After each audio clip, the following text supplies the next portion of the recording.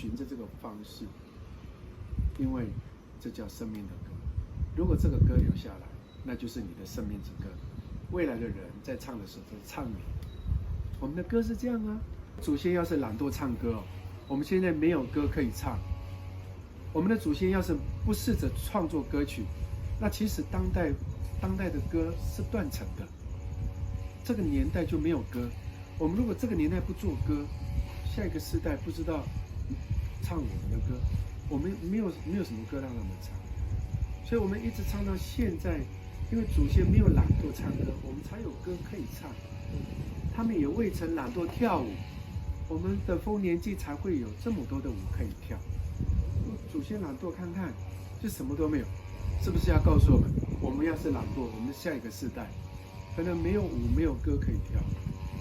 所以努力创作必是当代的责任，因为我们阿美族像他原住民没有文字，他是要在哪里认识他的文化他的历史，在歌曲里面。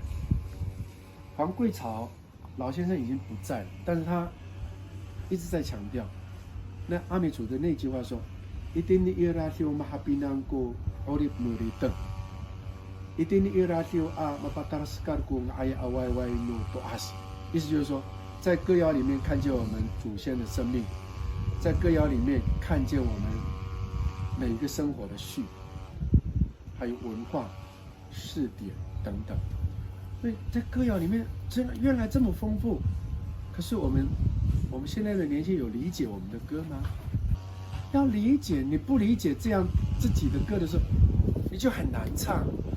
你理解的歌进入到你生命的时候，其实在滋润自己的生命嘛。你不理解的歌，你怎么唱跟你没有关系，那只是我在浪费我的呼吸，是这样。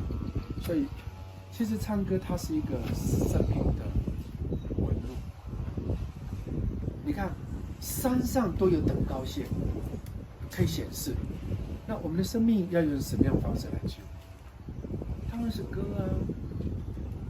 所以我现在努力教告我们现在年轻人，这新的时代，唱歌就是唱自己的生命。那你要让你的下一代丰富，必须要努力唱很多的歌，让他们来传唱。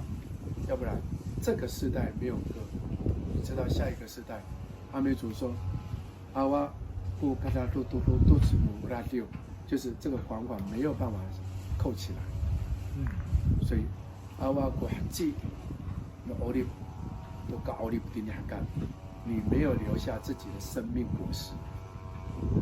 因为我们的语言都在歌谣的时候，必须是歌谣要丰富。所以整个阿美族的歌谣丰富到如今呢，有多少人理解祖先唱的什么歌？没有，很少。所以我们一直知道它只是个衬词。所以因为把它丢到是衬词了以后，我们不再解密解构它到底是什么意思，是这样。